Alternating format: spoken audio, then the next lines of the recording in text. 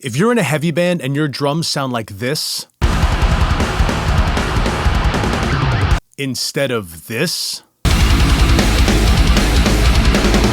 then your release is going to get buried. When it comes to your sound, the biggest difference between sounding like a local demo and a heavy release-ready mix all comes down to the rhythm section. Now, I mix heavy bands every single day, and today, I'm pulling back the curtain on my professional workflow. I'm opening up a real client session to show you the 5 tricks that I use to make their metal drums absolutely slam.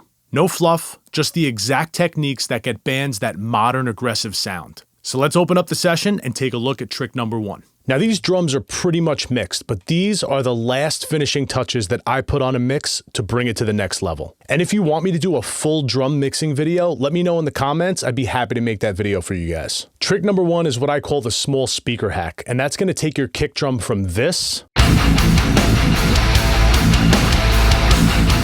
to this. If your drums sound massive on your studio monitors, but completely disappear when you listen to them in the car or on your phone, you're missing the low harmonics. On this song, I used Waves RBass to generate those harmonics. It essentially tricks the brain into hearing a massive low-end impact, even on tiny speakers. And when bands hire me, making sure their record translates on every sound system is priority number 1. So here's how I did it. All right, let's open up RBass here. The first thing I'm going to do is I'm going to find what frequency I want this low end to really hit at.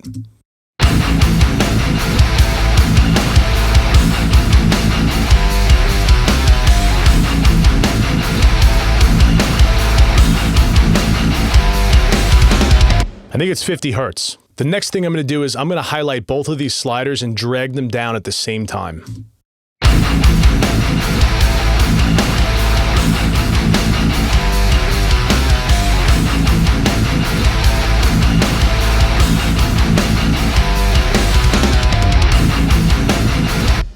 All right, that looks about right there. Before.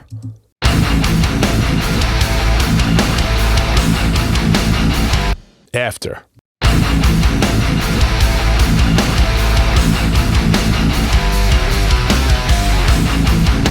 Now that's a big improvement, but we still have a huge problem. The kick is fighting with the bass for the same low frequencies, but with one move, we can turn this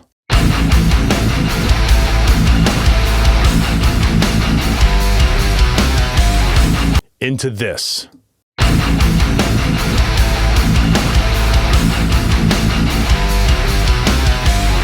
Nothing destroys the energy of a deathcore tune like a congested, muddy low end. To fix this, I'm going to put a plugin on the bass that's going to lower the volume of the bass every time the kick drum hits. Now there's a few ways to do this, but let me show you my favorite way. So we're using a plugin called TrackSpacer here, and this needs to be the last plugin in your chain. There is one more plugin at the end of this chain, and you'll see why in a minute. So this plugin is sidechain to the kick drum, which means it's only paying attention to what's happening with the kick. Every time that kick drum hits, you're going to see these frequencies duck out of the way. It's only lowering the volume about 25%, and it's important to set your attack and release times as fast as possible. The other really important thing is that it's only affecting the low end of the bass. So right now I have this set to 80 hertz and below. And you'll see every time the kick hits, it ducks the bass just enough to carve out a massive pocket for low-end impact. Let's check it out.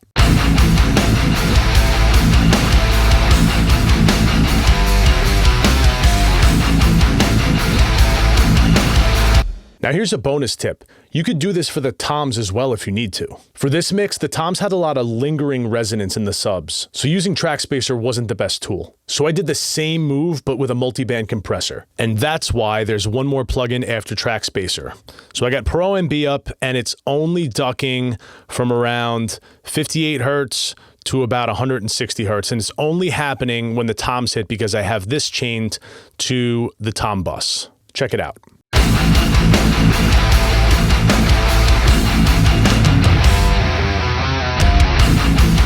Now there's one more move we're going to use on the kick, and it's honestly my secret weapon, but we're going to save that one for last, so definitely stick around. First, I'm going to show you 2 snare drum tricks that make mixes explode. Now a weak, thin snare is a dead giveaway for an amateur mix, so if it sounds like this,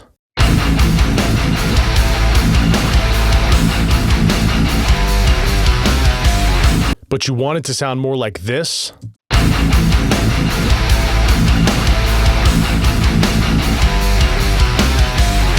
You need to make a move to get that thick gunshot snare that you hear on modern metal records. Now, I never just over-compress the main snare. What I do is I create a duplicate of it and smash that with parallel compression. The signal gets completely crushed and then blended back in underneath the main snare. It gives it thickness, punch, and body without killing the initial transient. Let me show you how I do it. So this is the main snare track here, and as you can see, there's a bus here that's sending it to this channel, which has this plugin on it. This is the Native Instruments supercharger, and I absolutely love this for crushing drums. I set the compression to the max, the punch is engaged, the dirt is engaged, and once it's engaged, I set the volume all the way down, and I bring it back in until the snare gets that body that I want. Let's check it out.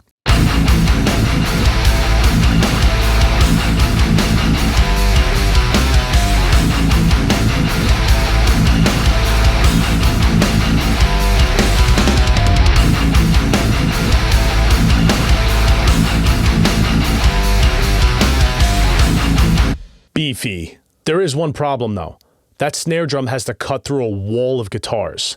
That's where trick number 4 comes into play. Now, if I just turn the snare up, it's going to sound disconnected from the mix, like it's floating above the guitars instead of swimming in them. So we're going to use TrackSpacer again, but this time we're putting it on the guitar bus and we're going to sidechain it to the snare. This way, every time the snare drum hits, the guitars duck slightly, similar to what we did with the kick and the bass. Now, the listener won't even notice the guitars dipping.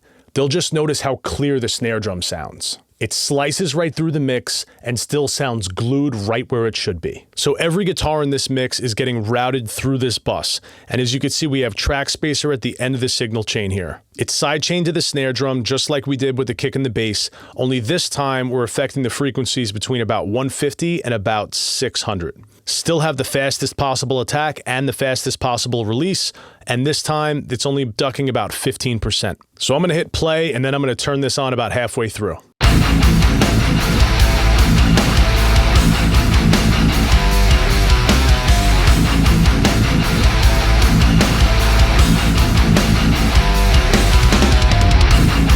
It may be a subtle move. As a matter of fact, a lot of the moves I make when mixing are subtle, but that's the point.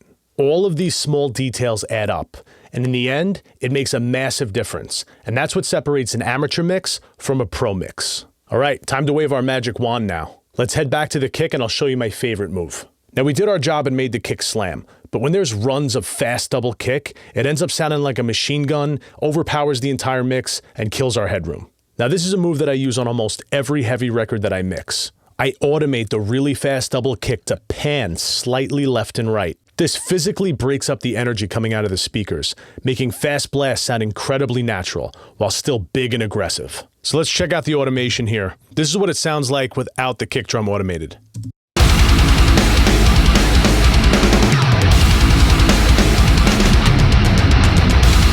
And here's with the automation engaged.